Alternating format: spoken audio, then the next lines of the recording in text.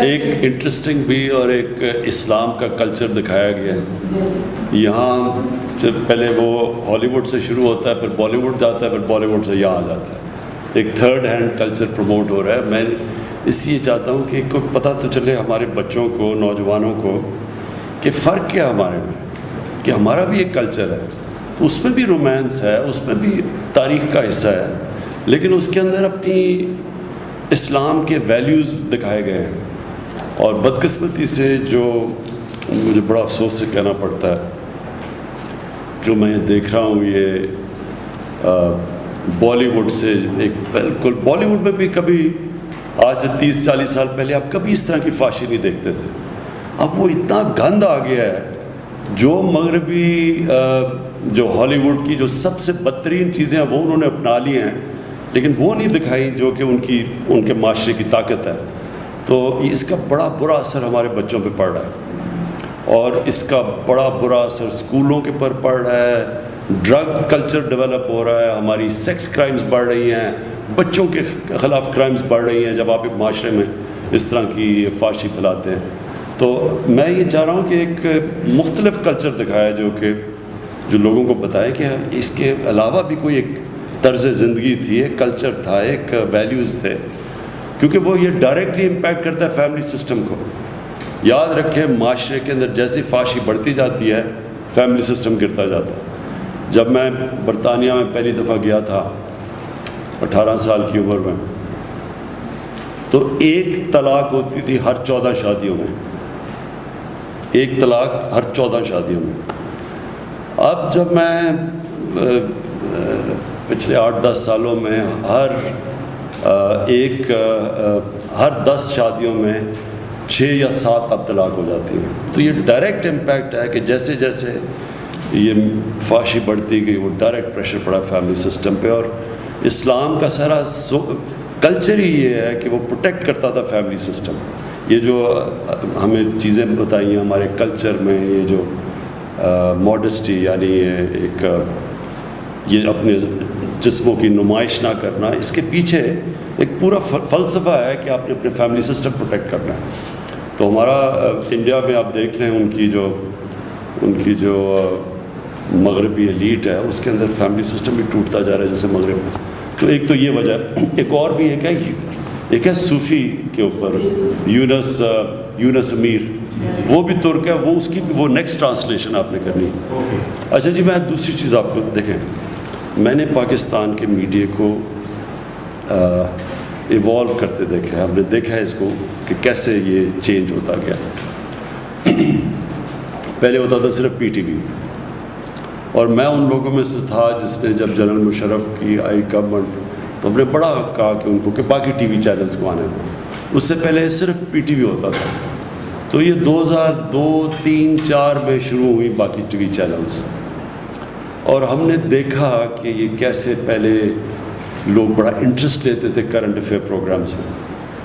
تو بڑا current affair programmes ایسے نہیں شروع ہوئے ایسے کہ واقعی ایک اس میں سے لوگوں کو پتہ چلتا تھا، ڈفرینٹ موقف کی سمجھ آتی تھی. اچھا جی، یہ پارٹی کا یہ موقف ہے، اپوزیشن کا یہ، گورنمنٹ کا یہ. بڑا اچھا شروع ہوا ایسے، اور اس میں کئی اینکرز ایک دم بڑے اوپر آ گئے. جتنے وہ اچھے کرتے تھے تو وہ اوپر آنے شروع ہو گئے. پھر ہوا کیا، یہ چلتا گیا. اگر آپ دیکھیں ان کی ratings T V chat shows کی، تو یہ بڑھتی گئی 2010 تک، 2011 تک یہ ٹی وی چینلز کی جو کرنٹ بڑھتی گئی، اور یہ بڑھتا گیا. اور یہ آخر میں یہ وہ سٹیج آ گئی کہ جو چیٹ شوز کی جو لوگ دیکھتے تھے، لوگوں کے لیے بے معنی ہو گئی چیٹ شوز. وہ کیوں ہو گئی؟ کیونکہ وہاں تو صرف ایک بازار لگ گیا. وہ اس کو برا کہے، کوئی اس کو برا کہے، بیچ میں جو اصل جو لوگ انفارمیشن لینا چاہتے ہیں وہ کم ہونی شروع ہو گئی. تو جب آپ بات کرتے ہیں نا کہ یوٹیوب کے اوپر لوگ آ رہے ہیں اور آپ کی سنتے ہیں، کیونکہ لوگ انفارمیشن چاہتے ہیں. تو جب وہ دیکھتے ہیں کہ ٹی وی چیٹ شو میں ایک دوسرے کے شور مچا ہوا، برا بھلا ایک دوسرے کو کہہ رہے ہیں، بیچ میں سے نکلتا کچھ بھی نہیں ہے، کوئی کچھ کہہ رہا ہے، کوئی کچھ کہہ رہا ہے. اصل میں تو لوگ جو سچ لوگ ڈھونڈنا چاہتے ہیں وہ چھپ جاتا ہے. تو تو آپ سب کے لیے دیکھیں میرا جو زندگی کا ایکسپیرئنس ہے وہ یہ کہ اللہ الحق ہے. جو سچ ہے نا وہ چھپتا نہیں ہے زیادہ دیر. آپ کسی کو پیسے بھی دے دیں, آپ میڈیا کو بھی کھلا دیں, لیکن جو عوام ہے وہ آخر میں وہ سچ ڈھونڈے گی. آپ کبھی بھی کوئی کسی میڈیا اونر کا یہ خیال نہیں ہونا چاہیے, اس میں یہ تکبر نہیں ہونا چاہیے کہ وہ کسی کو عزت دے گا یا کسی کو ذلت دے گا. یہ چیز اللہ نے اپنے ہاتھ میں رکھی ہوئی ہے. یہ کبھی کوئی انسان کسی کو نہ ذلیل کر سکتا نہ اس کو عزت دے سکتا. وہ اس کی وجہ یہ ہے کہ اگر یہ ہوتا تو سارے امیر لوگ عزت دار ہو جاتے اور غریب لوگ ذلیل ہو جاتے. ایسا ہے نہیں, اس لیے کیونکہ عزت اللہ نے اپنے ہاتھ میں رکھی ہوئی ہے اور وہ دیتا ہے وہ لوگ جو رائے حق پہ ہوتے ہیں. تو آپ کے لیے جو سب سے بڑا ایڈوائس میرا یہ ہے, میں نے اینکرز کو اوپر جاتے اور نیچے آتے دیکھا. کتنے اینکرز کو میں نے دیکھا, اس میں دو چیزیں ان کے راستے میں زوال میں دو چیزیں ہوتی ہیں. ایک جو اینکر اپنی میں اور اپنی انا کو اتنا بڑا بنا دیتا ہے کہ وہ سمجھتا ہے کہ وہ اس لیے نہیں بڑا بنا کہ وہ لوگوں کے سامنے حقائق پیش کرتا ہے, وہ ایک ایسی ہیلدی ڈبیٹ کرتا ہے جس سے عوام میں زیادہ شعور پیدا ہو. وہ جو اپنی ذات کے اوپر آ جاتا ہے کہ اچھا میں فیصلہ کروں گا, یہ اوپر جائے گا یہ نیچے جائے گا. جب اینکر کے اندر یہ آ جائے یہ تکبر, آپ یہ سمجھ آئے کہ وہ اینکر اب نیچے چلا جائے گا اور آپ کے سامنے بڑے اینکر اوپر سے نیچے آئے ہیں. اور دوسری چیز, جو اینکر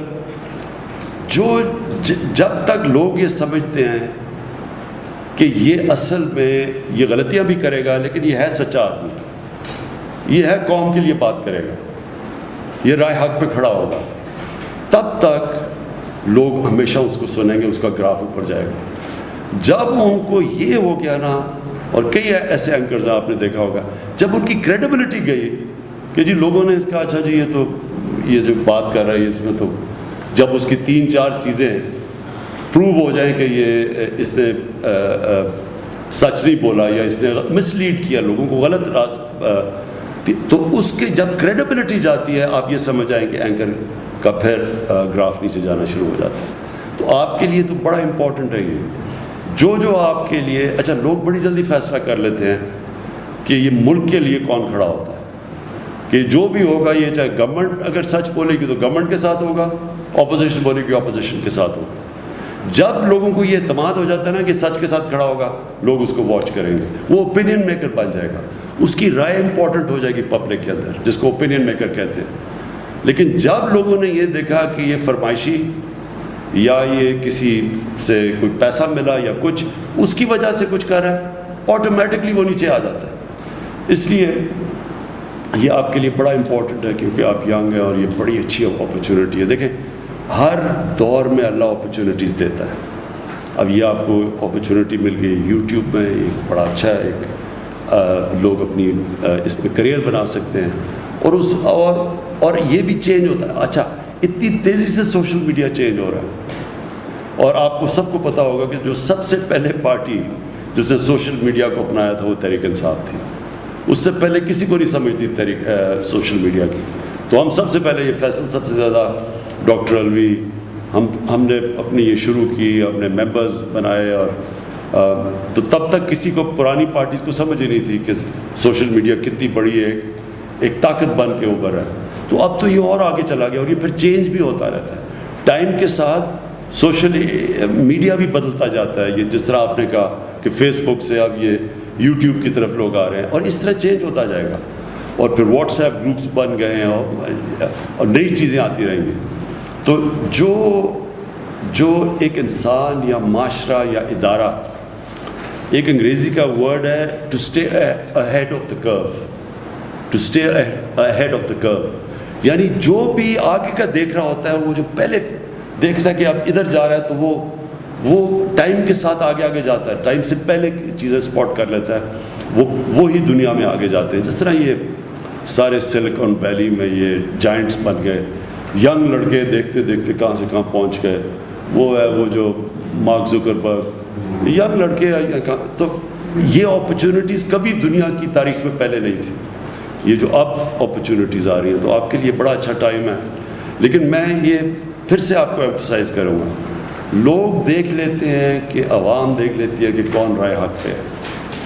آج نہیں, تھوڑی دیر کے لیے لوگ, وہ ایک ابراہیم لنکن کی سینگ ہے, بڑی اچھی سینگ ہے کہ تھوڑی دیر آپ سب کو پاگل بنا سکتے ہیں اور سارا وقت صرف آپ تھوڑے سے لوگوں کو پاگل بنا سکتے ہیں, لیکن سارا وقت کوئی بھی آج تک سارے لوگوں کو پاگل نہیں بنا سکا, کیونکہ اللہ الحق ہے. اور یہ جو کرونا ہے, یہ یاد رکھیں بہت بڑا امتحان اللہ نے ہمیں نہیں, پاکستان ہی نہیں, ساری دنیا پہ بہت بڑا امتحان دیا.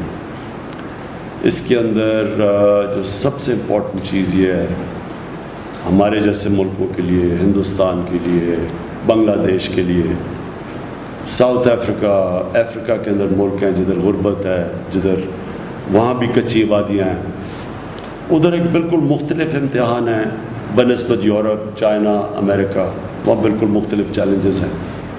تو اس لیے اس کے اندر جو ہمارا ملک نکلے گا, یہ بڑا ضروری ہے کہ ہم ایک قوم بن کے اس امتحان میں سب ہم امتحان میں شرکت کریں. ہماری پوری کوشش ہے کہ سب جو لاک ڈاؤن کی وجہ سے بیچارہ ہمارا جو کمزور طبقہ اس وقت مشکلوں میں پڑ گیا ہے, کبھی بھی ایسی بے روزگاری نہیں تھی. اور امریکہ میں بے روزگاری کا مطلب ہی کچھ اور ہے, کیونکہ وہاں تو بے روزگار ہوتا ہے تو وہ آ جاتا ہے سوشل سیکیورٹی پہ, اس کو حکومت پیسے دینا شروع کر دیتی ہے, سب رجسٹرڈ ہے. ہمارا 75-80% جو ڈیلی جو دیہاڑی دار ہے, وہ جب بے روزگار ہوتا ہے تو اس کی تو کسی کے پاس رجسٹریشن ہے ہی نہیں, کوئی اس کا ریکارڈ ہی نہیں ہے, وہ جا کے گھر بیٹھ جاتا ہے. اس کی دیہاڑی پہ وہ اس کی فیملی ڈپینڈ کرتی ہے, بچے, اس کی بیوی ڈپینڈ کرتے ہیں کہ جا کے کھانا لے کے آئے یا پیسے ہوں, تو ان کے لیے اس وقت بہت مشکل ہے. جس کی وجہ سے میں ہمیشہ سمجھتا تھا کہ ہمیں لاک ڈاؤن مختلف طریقے سے کرنا چاہیے تھا, یعنی شادیاں, کالجز, یونیورسٹیز, میچز وغیرہ جدھر لوگ جمع ہوتے ہیں وہ تو بند کر دینے چاہیے تھے, لیکن ہمیں کاروبار نہیں بند کرنا چاہیے تھا. اس میں سوچ سمجھ کے کاروبار کے اندر مثلا دکانیں بھی ہم 1-2-3 دکانیں چھوڑ کے ان کو کھول دیتے اور پھر یعنی روٹیٹ کرتے تھے تاکہ روزگار چلتا رہتا.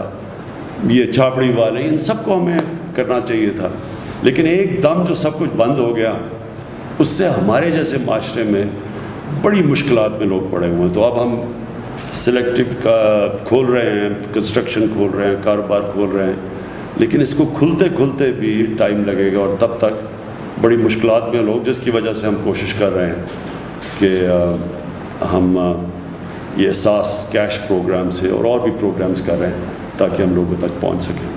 لیکن سب سے پہلے تو آج کوئی بھی دنیا میں نہیں کہہ سکتا کہ کرونا کب قابو میں آئے گی, کوئی بھی نہیں کہہ سکتا. تو جو ساری دنیا کوشش کر رہی ہے کہ کرونا کے ساتھ گزارا اب ہم کیسے کریں گے, کرونا بھی ہو اس کو بھی روکیں, لیکن ہمارا کاروبار بھی چلتا رہے تاکہ ہمارے بیچارے لوگ بھوکے نہ مریں.